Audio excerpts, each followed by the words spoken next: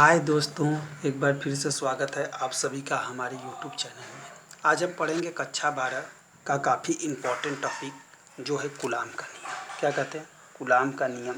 ठीक है, यह कक्षा 12 में 5 नंबर का क्वेश्चन पूछा जाता है। अगर देखा जाए तो परीक्षा की दृष्टि से वेरी इंपॉर्टेंट क्या है दोस्तों? वेरी इंपॉर्टेंट है। ठीक है, तो आज हम पढ़ते हैं कूलाम के नियम। ठीक है, कूलाम का नियम किसे कहते हैं, इसके सूत्र का सत्यापन। ठीक है, ऐसे परीक्षा में क्वेश्चन पूछा जाता है। तो ये कूलाम के नियम के विषय में हम जान लेते हैं कूलाम का नियम कहता क्या है। देखिए दोस्तों, दो स्थिर बिंदु आवेशों के बीच लगने वाला आकर्षण, क्या लगने वाला आकर्षण अथवा प्रतिकर्षण बल। अब ये जान लेते हैं आकर्षण अथवा प्रतिकर्षण किनके बीच में होता है।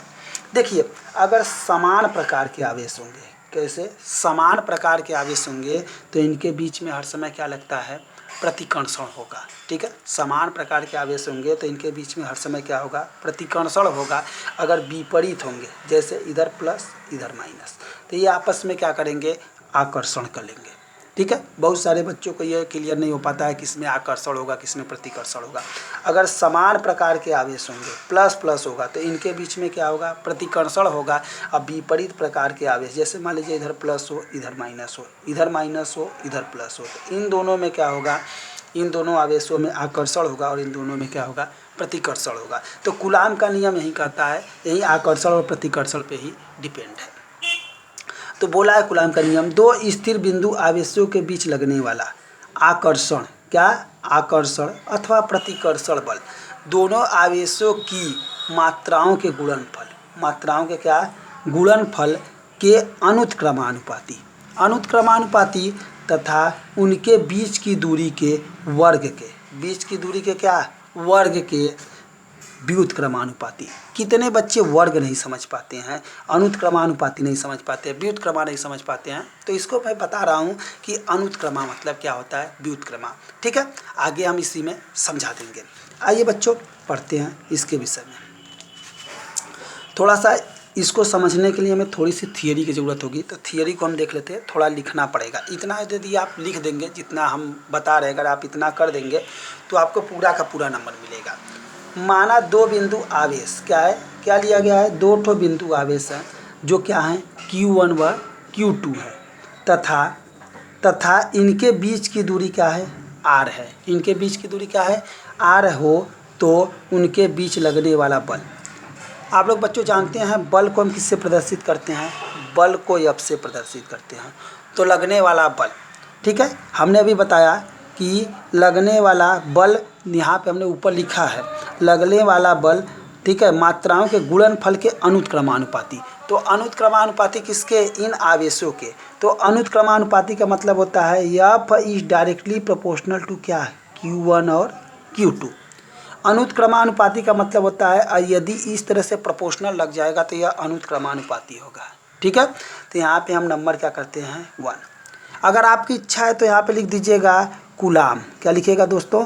कूलाम के नियम से, क्योंकि कूलाम का नियम यही कहता है कि दो बिंदु आवेशों के बीच लगने वाला आकर्षण अथवा प्रतिकर्षण बल दोनों आवेशों के गुणनफल के क्या? गुणनफल के अनुत्क्रमानुपाती। ठीक है, गुणनफल के क्या? अनुत्क्रमानुपाती। ठीक है, अनुत्क्रमानुपाती। और बोला था इसमें तथा इनके बीच की दूरी के क्या? वर्ग के व्युत्क्रमानुपाती। तो F is directly proportional to 1/क्या? R²। क्यों? क्योंकि R को हमने बीच की दूरी को क्या माना है? R माना है, तो R²। हम इसको दे देते हैं समीकरण नंबर 2। इतना समझ में आया? समीकरण नंबर 2। ठीक है दोस्तों, तो ये देखिए दोनों में क्या मिल रहा है, तो यहाँ हम लिखेंगे समीकरण क्या है? समीकरण 1 वह समीकरण किससे? 2 से। समीकरण 1 व समीकरण 2 से। अब देखिए दोस्तों, व्युत्क्रमा का मतलब क्या होता है? व्युत मतलब होता है उल्टा। यदि मान लीजिए 2 दे दिया हो, इसको हम लिख दे 1/2, तो यह क्या होगा? व्युत्क्रमानुपाती हो गया।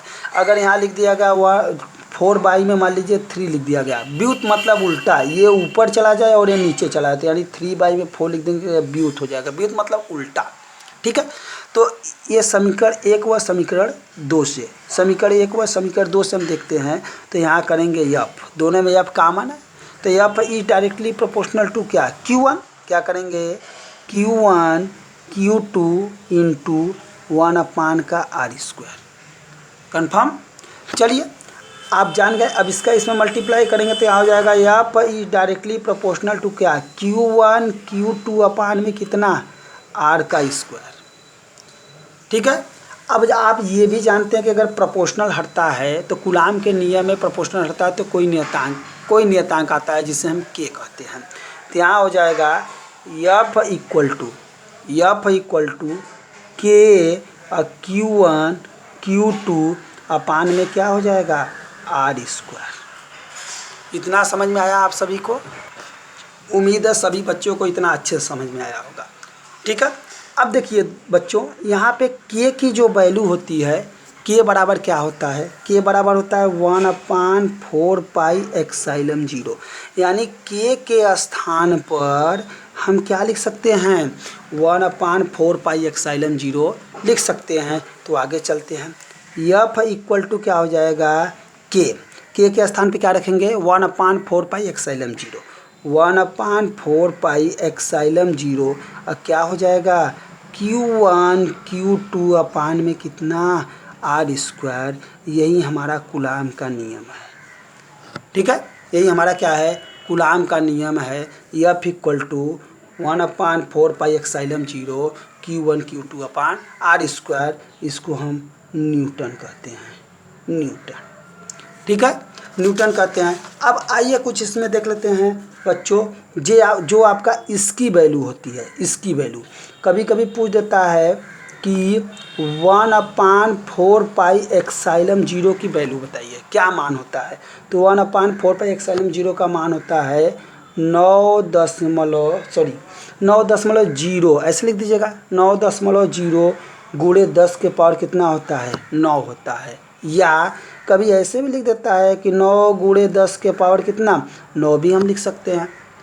ठीक है। तो कभी कभी ऑब्जेक्टिव में यह क्वेश्चन पूछ देता है कि 1/4πε0 का मान कितना होता है। तो 9 गुणे 10 के पावर कितना होता है 9 होता है। यही हमारा कूलाम का नियम है मेरे बच्चों। उम्मीद है अच्छे से समझ में आया होगा आप सभी को। यदि हमारा यह वीडियो आप सभी को पसंद आ रहा तो ज़्यादा से ज़्यादा शेयर और लाइक करिए। अपने दोस्तों में भी बताइए कि हमारे चैनल पे इस तरह से पढ़ाई होती है। अगर बेटा किसी भी प्रकार का आपको डाउट होता है कि सर हमें यहाँ पे प्रॉब्लम है तो आप कमेंट में पूछ सकते हैं, सर मुझे यहाँ नहीं समझ में आया। मैं फिर से यह वीडियो आपके लिए अच्छे से डालूँगा और आप इसे समझ सकें। ठीक है। जय हिंद दोस्तों। उम्मीद है कि आपको ये वीडियो पसंद आया होगा। हमारा वीडियो देखने के लिए धन्यवाद।